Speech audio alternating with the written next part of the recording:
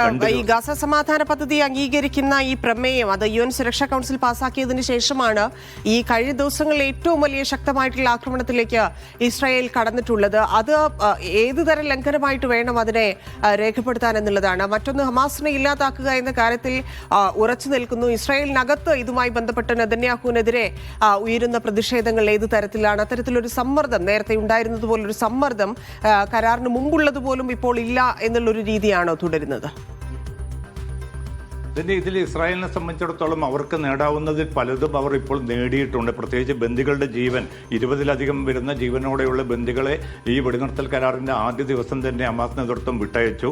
തുടർന്ന് 28 മൃതദേഹങ്ങളിൽ 26 മൃതദേഹങ്ങളും ഇസ്രായേൽ ബന്ദികളുടേത് കൈമാറിക്കഴിഞ്ഞു. ഇനി വെറും 2 മൃതദേഹങ്ങൾ മാത്രമാണ് കൈമാറാൻ ബാക്കിയുള്ളത്. അത് കണ്ടെത്താനുള്ള തെരച്ചിൽ പ്രക്രിയ ഹമാസിൻ്റെയും ഈജിപ്തിൻ്റെയും അതോടൊപ്പം തന്നെ മറ്റ് സന്നദ്ധ സംഘടനകളുടെയും നേതൃത്വത്തിൽ ഖാൻ യൂനിസിലും മറ്റും പുരോഗമിക്കുകയാണ്. അപ്പോൾ ഇസ്രായേലിനെ സംബന്ധിച്ചിടത്തോളം അത് മുന്നോട്ട് വെച്ച ആവശ്യങ്ങൾ പ്രധാനപ്പെട്ടതൊക്കെയും ഹമാസ് നൽകിക്കഴിഞ്ഞു. ഇനിയുള്ളത് ഹമാസിൻ്റെ നിരായുധീകരണമാണ്. ആ നിരായുധീകരണമാണ് ഇപ്പോൾ ഇസ്രായേൽ ഏറ്റവും വലിയ അജണ്ടയായിട്ട് അമേരിക്കയ്ക്ക് മുമ്പാകെ ഉന്നയിച്ചു കൊണ്ടിരിക്കുന്നത്. അതിൻ്റെ ഭാഗമായിട്ടാണ് ഇപ്പോൾ അമേരിക്ക ഈ അന്താരാഷ്ട്ര സുരക്ഷാ സേനയെ ഗസയിൽ വിന്യസിക്കുന്നത്. 20,000-ലധികം വരുന്ന സേനയെ വിന്യസിച്ചുകൊണ്ട് ഇസ്രായേലിൻ്റെ ആ ലക്ഷ്യം പൂർത്തീകരിക്കാനുള്ള ഒരു സാഹചര്യം ഒരുക്കി കൊടുക്കുക എന്നതാണ് അമേരിക്ക കൃത്യമായി തന്നെ അവരുടെ ചർച്ചകളിലൂടെ UN-ൽ പ്രമേയം കൊണ്ടുവന്നതിലൂടെയൊക്കെയും ഇസ്രായേൽ തീരുമാനിക്കുന്നത്. പക്ഷേ ഇപ്പോൾ വിവിധ രാജ്യങ്ങൾക്ക് സ്വാഭാവികമായിട്ടും ഗസയിലേക്ക് സേനയെ അയക്കാനുള്ള അന്താരാഷ്ട്ര തലത്തിലുള്ള ഒരു അനുമതിയാണ് ഇപ്പോൾ ഈ പ്രമേയം പാസ്സായതിലൂടെ ലഭിച്ചിരിക്കുന്നത്.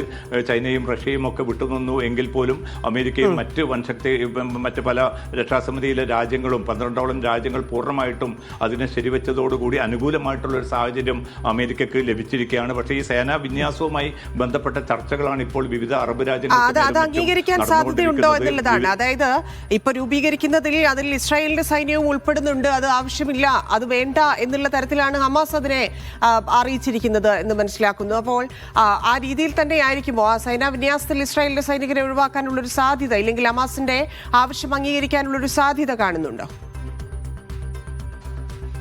പിന്നെ ഇത് തന്നെയാണ് ഇപ്പോൾ ഹമാസിൻ്റെ ഔദ്യോഗികമായിട്ടുള്ളൊരു പ്രതികരണവും ഒക്കെ അതുമായി ബന്ധപ്പെട്ട് വന്നിരിക്കുന്നത്. ഒരു നിലക്കും ഈ അന്താരാഷ്ട്ര ഒരു സേനയെ അല്ലെങ്കിൽ വിദേശ സൈനിക സേനയെ ഇസ്രായേലിന് വേണ്ടിയുള്ള താല്പര്യങ്ങൾക്ക് വേണ്ടി ഗസയിൽ അനുവദിക്കുകയില്ല എന്ന നിലപാട് ഹമാസ് ആവർത്തിച്ച് വ്യക്തമാക്കുന്നുണ്ട്. ഇസ്ലാമിക് ജിഹാദും അതോടൊപ്പം തന്നെ മറ്റ് പലസ്തീൻ പോരാളി സംഘടനകളും ഇതേ നിലപാട് തന്നെയാണ് ആവർത്തിക്കുന്നത്. ഒരു താൽക്കാലികമായിട്ടുള്ള ഭരണ സംവിധാനം വരികയാണെങ്കിൽ ഗസയുടെ ഭരണം പൂർണ്ണമായിട്ടും അവർക്ക് കൈമാറാൻ ഹമാസ് സന്നദ്ധത അറിയിച്ചിട്ടുണ്ട്. പക്ഷേ ആ ഭരണ സംവിധാനത്തെക്കുറിച്ച് അമേരിക്ക ഇപ്പോൾ മിണ്ടുന്നില്ല.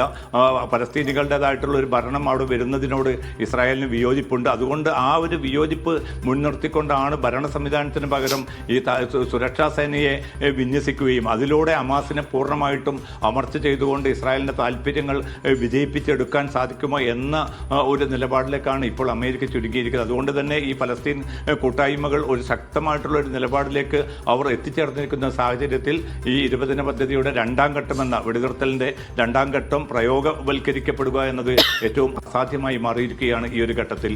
ധന്യ.